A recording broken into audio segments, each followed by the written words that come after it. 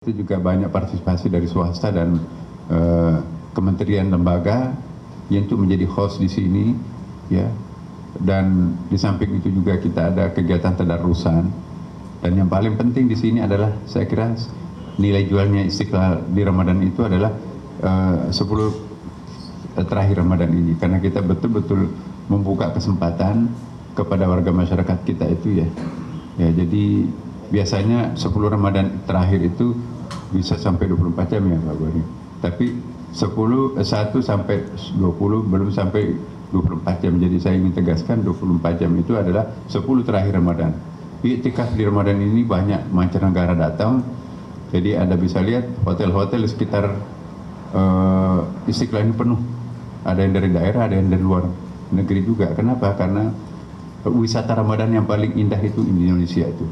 Nggak ada senjata berkeliaran, aman. Pokoknya wisata Ramadan yang paling istimewa itu Indonesia. Lengkap dengan berbagai macam programnya. Mall-mallnya itu tiba-tiba didandani dengan berbagai macam warna religi, ya kan. Pakai berkerudung walaupun non-muslim. Kemudian lagu-lagu rohani Islam. Hotel-hotel didandani mirip masjid.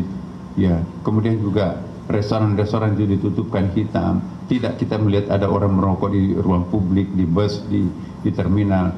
Ini yang tidak pernah ada pemandangan ini seperti ini di luar negeri.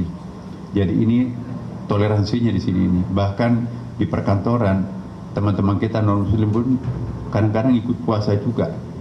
Kenapa? Karena solidarnya. Nah, di Istiqlal ini kita mencoba untuk memadukan semua yang berbeda ini. Jadi bagaimana supaya Istiqlal ini mampu menawarkan suatu peradaban baru, ya. Di sini ada pameran, di sini juga ada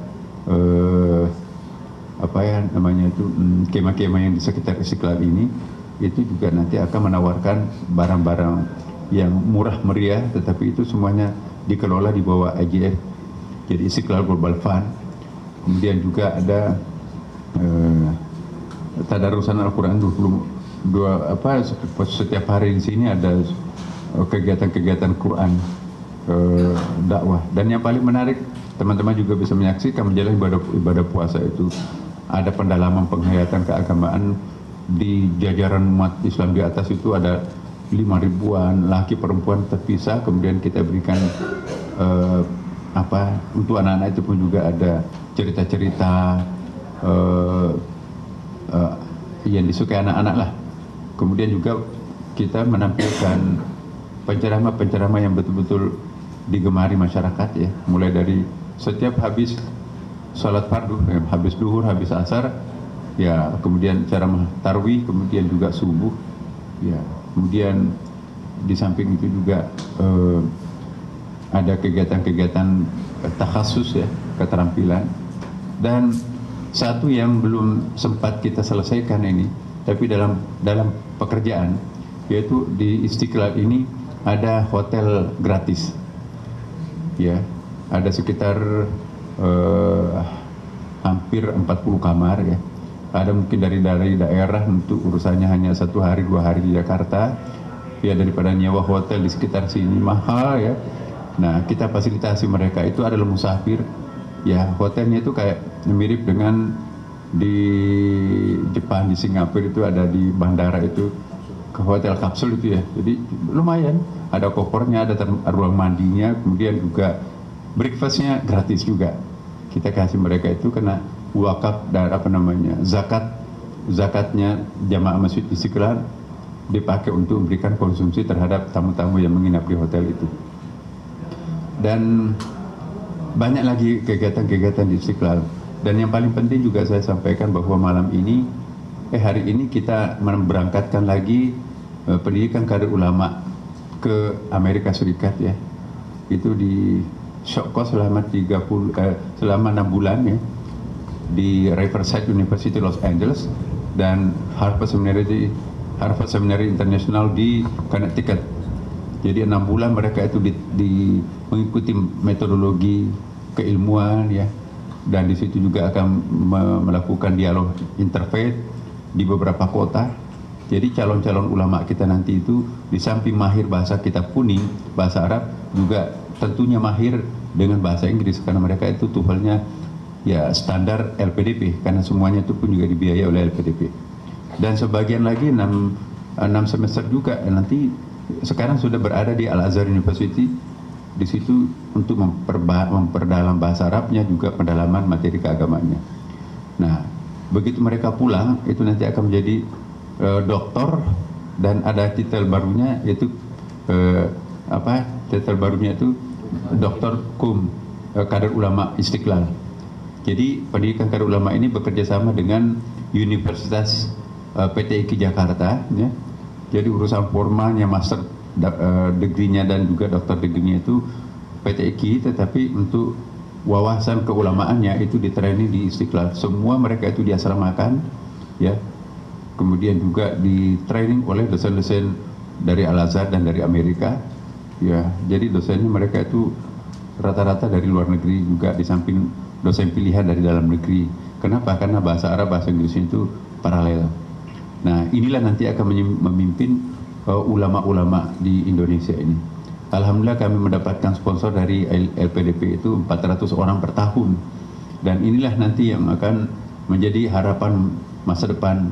Dan yang paling spesifik tidak ada di dunia ini adalah pendidikan kader ulama. Selama ini kan pendidikan kader ulama biasa, ya. Ini ada spesial di sini, pendidikan kader ulama itu ditiru juga oleh Al-Azhar University. Kami baru memikirkan, tapi Istiqlal sudah menjalankan. Nah, kita banggalah bahwa Indonesia banyak sekali merintis sesuatu yang baru, yang berbeda, ditiru oleh negara-negara yang lain. Ya, kemudian hal lain di sini juga Masjid Istiqlal itu baru saja mendapatkan penghargaan AIDS, ya. Jadi bangunan yang paling green itu adalah Indonesia. Seluruh rumah ibadah, sinagog, gereja, termasuk masjid, rumah ibadah lah, baru kali ini mendapatkan piagam penghargaan dari AIDS, dari World Bank Bandung, dari Washington DC. Istiqlal ditunjuk sebagai pemenangnya. Kenapa? Karena di sini sekitar 7 juta liter air per bulan di sini dipakai ini. Dan itu tidak ada setetes pun jatuh ke got. Itu disirkulasi dalam satu bak, kemudian bisa langsung diminum. Kemudian juga ada di atas, energi yang kita gunakan di sini itu adalah energi solar system, dan itu wakaf dari jamaah. Itu menariknya di situ. Kemudian juga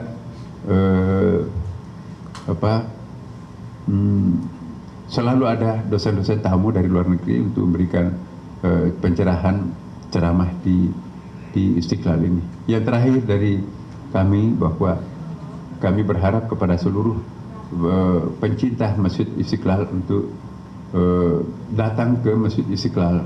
Bukan hanya akan mendapatkan keimanan yang kuat, tetapi juga ilmu yang bermacam-macam di sini. Di sini ada perpustakaan e-library, bisa mengakses perpustakaan secara terbuka di luar negeri seperti di Mesir, Amerika, dan di Cina. Di sini juga, nah ini yang baru ini, saya sampaikan kepada masyarakat kita. Di sini ada kursus bahasa Cina gratis. Jadi anak-anak kami di sini sudah bisa bahasa Cina itu setiap hari itu. Kemudian itu dikelola oleh kedutaan Cina melalui space Cina yang ada.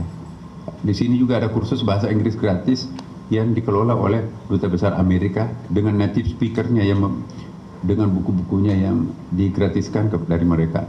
Di sini juga ada kursus bahasa Arab kerjasama dengan negara-negara Muslim Timur Tengah, itu pun juga gratis.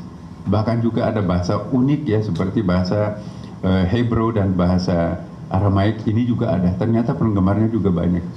Nah, kemudian ada space di sini, jadi ada mengintip kebudayaan luar negeri ada di Istiqlal. Timur Tengah, ya, Eropa, Amerika, Cina, dan dalam waktu dekat ini Singapura juga. Nah, jadi Istiqlal ini ada pasar intelektual yang sangat unik. Dan yang paling penting juga, kami sedang merintis sekarang ini ekonomi berbasis masjid. Sistem Istiqlal nanti ini kami harapkan bisa dimanfaatkan juga oleh seluruh masjid. Bayangkan 800.000 masjid di seluruh Indonesia, itu kalau menggunakan sistem Istiqlal, masjid itu kan berada di tengah perkampungan, jadi tidak perlu belanja di tempat yang lain. Jadi masjid sebagai pusat kekuatan ekonomi, ya, membeli sambil beramal. Insya Allah tidak ada yang haram dijual di masjid, ya. Dan bisa melalui Gojek, ya, seperti di sini, ya, kita kerjasama dengan PT Pos, Jadi pesanan-pesanan masyarakat itu ya cuma ditelepon EGF itu PT Pos akan mengantarkan atau Gojek bisa mengantarkan. Jadi semua kebutuhan masyarakat itu seperti air minum, beras nanti itu pada saatnya nanti itu bisa dibeli di masjid. Jadi membeli sambil beramal. Stoknya bukan di masjid tapi kerjasama dengan gudang. Termasuk juga beli ikan. Itu bisa dipesan di Istiqlal, tapi nggak ada ikan di sini wujudnya. Tetapi kita kerjasama dengan lembaga-lembaga yang di luar sana itu dan ada yang mengantarkan. Jadi keuntungannya lari ke masjid dan insya Allah kalau ini bisa ditiru maka masa depan Indonesia terutama umat Islam itu ya tempat belanja yang paling efektif ialah di masjid. Kenapa? Membeli sambil beramal. Tentu bukan ruang utama masjidnya yang harus sakral itu ya, tapi di halaman masjid itu kan banyak space. Disitulah kita akan manfaatkan bagaimana ekonomi berbasis masjid ini bisa memberdayakan umat.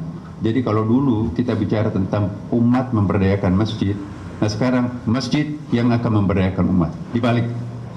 Nah inilah harapan kami. Semoga teman-teman wartawan bisa mendampingi kami untuk menjadikan Indonesia ini sebagai negara contoh untuk pengembangan ekonomi berbasis masjid, ya, dan masjid juga sebagai rumah besar untuk bangsa Indonesia. Siapapun bisa mengakses apapun yang ada di Istiqlal ini, ya, karena kita di sini adalah sudah tradisinya Istiqlal seperti itu. Terima kasih. Mungkin ada tambahan dari teman-teman nanti akan dijawab ya. Assalamualaikum warahmatullahi wabarakatuh. Ada pertanyaan? Ustaz, ya. izin Ustaz, saya Ari dari Radio Cinta. Nanti di malam pertama di Istiqlal ini, apakah ada para menteri atau Pak Presiden mungkin yang akan sholat tarawih di sini gitu Ustaz? Iya, kehadiran kepala negara dan wakil kepala negara seringkali di masjid ini. Karena ini masjid negara ya, karena memang standar security-nya juga sudah ada, jadi tidak ada masalah. Anytime beliau kapan saja mau datang ke sini bisa datang. Menteri-menteri banyak sekali.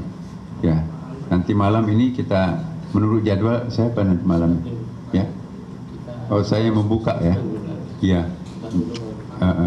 Kita sedang isbat dulu baru ke sini ini.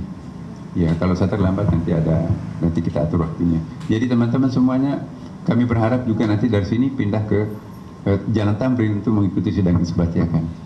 Ini mohon doanya supaya kita bisa berpuasa di awal sama satu Ramadannya dan kemungkinan besar itu bisa sama karena kita berada pada posisi 2,5 derajat sampai 4 derajat. Apalagi Aceh sudah 4 derajat Celcius derajat. Dan insya Allah satu Idul Fitrinya juga diharapkan sama juga karena apa? Pada waktu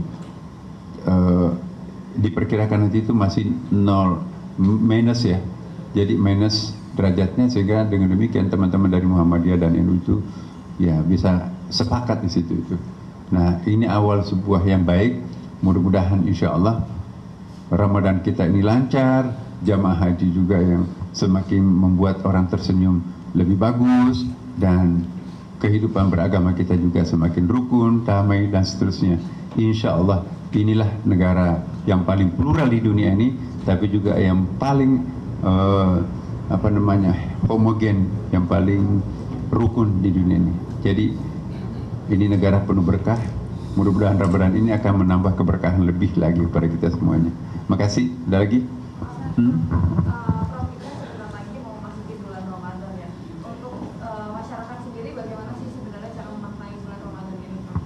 Iya, tentu yang pertama harus dilakukan adalah perkenalan Ramadan itu sejak bulan Rajab. Allahumma, jadi ya Allah ada doa yang diajarkan Rasulullah. Allahumma barik lana fi Rajab wa Sya'ban wa balikna Ramadan. Jadi pangkalan pendaratan untuk memasuki bulan Ramadan itu 2 bulan sebelumnya, itu bulan Rajab dan bulan Sya'ban. Nah, maka di sini di Istiqlal sejak bulan Rajab kita mempersiapkan Ramadan. Rangkaian kegiatan sudah kita mulai di sini ini. Karena terlambat menjemput Ramadan kalau nanti malam Ramadannya baru bisa. Ada lagi? Ketika dari Ridwan Prof mau nanya kalau misalnya dari sidang isbat nanti hasilnya 1 Syawal besok 1 Maret persiapan untuk sholat tarawih perdana ini bagaimana Pak? Ya, karena ini sudah ada standar persiapan, panitianya juga sudah komplit dan sudah insya Allah acara-acara di Istiqlal itu selalu perfect. Ya, tidak apa ya. Apalagi kita sekarang ini sudah isunya adalah very safety untuk salat di Istiqlal. Kami punya CCTV, kami punya satpam yang sangat profesional, dan namun demikian kami tetap menghimbau barang-barang bawaannya itu jangan terlalu luxury mewah, yang hati-hati ya, siapa tahu ada orang berubah niat ya kan. Nah, silakan.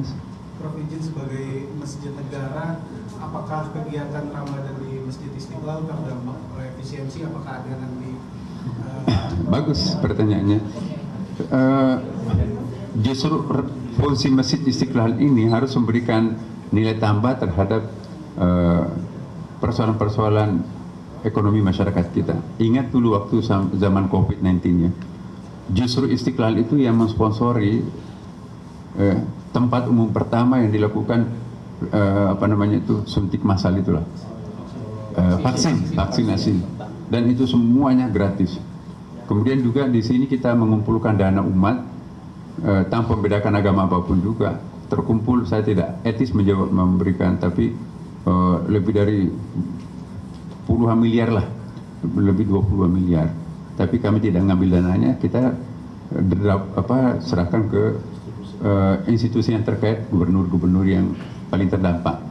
Jadi dalam tempo 5 hari kita bisa mengumpulkan dana sebanyak itu suatu hal yang kejutan. Jadi menggunakan bahasa agama untuk menggalang partisipasi masyarakat itu luar biasa. Maka itu saya juga menghimbau kepada masjid lain, mari kita menjadikan masjid ini sebagai lembaga kepercayaan masyarakat untuk mengembangkan charity, bantuan kepada masyarakat kita. Saya sangat yakin kalau masjid ini diberdayakan untuk pemberdayaan umat, maka pada akhirnya nanti tidak ada kemiskinan ekstrim di Indonesia. Zakat, wakaf, infak, sedekah, jariah, dan kemudian wakaf, hibah, wasiat, 27 lembaga keekonomian pundi-pundi umat itu bisa dikembangkan di masjid. Sehingga zakat itu menjadi kecil, yang lebih besar nanti itu seperti wakaf dan lain-lainnya. Nah, kalau ini kita nanti kembangkan, Masya Allah, itu bantuan rumah ibadah masjid ini nanti dan juga rumah-rumah ibadah yang lain, itu akan sangat besar nilainya terhadap masyarakat kita. Jadi kemiskinan tidak hanya lagi diurus oleh negara, tapi juga oleh masyarakat juga. Jadi di atas ada negara, di bawah ada masyarakat, civil society yang memberantas kemiskinan ini. Nah, mudah-mudahan masjid ini bisa berbicara lebih banyak lagi di masa akan datang. Oke? Jadi secara kegiatan tidak terpengaruh ya, Prof? Enggak, insya Allah enggak. Mengenai buka puasa, Ya? izin saya Diki dari Garuda TV, mengenai jumlah porsi buka puasa pada saat buka puasa di Istiqlal, sudah adakah jumlah total porsinya dan Iya, kita ada standar menyiapkan. Itikaf, apakah sediakan juga? Iya. Kita ada estimasi dan ini sudah terwujud beberapa tahun terakhir ini ya. 3.000 orang buka puasa di sini. Ya, nah karena ini kita mengantisipasi karena banyaknya program baru Istiqlal, maka kita naikkan 4.000 box nasi di sini, ditambah dengan kurma, ditambah dengan air minum, dan ini adalah kebanyakan kita peroleh juga dari sponsor-sponsor masyarakat dan instansi. Dan yang paling penting juga adalah 20 Ramadan terakhir, saya kira sampai lantai puncak Istiqlal itu penuh jamaah dari luar negeri, dari daerah-daerah, apalagi dari Jakarta. Dari luar kota itu banyak sekali ya. Jadi maka kita harus antisipasi. Jadi sahurannya kita siapkan juga. Tentu kita tidak mampu menyiapkan semua karena kalau penuh sampai atas itu bisa sampai 200.000 orang tuh. Iya. Iya. Nah.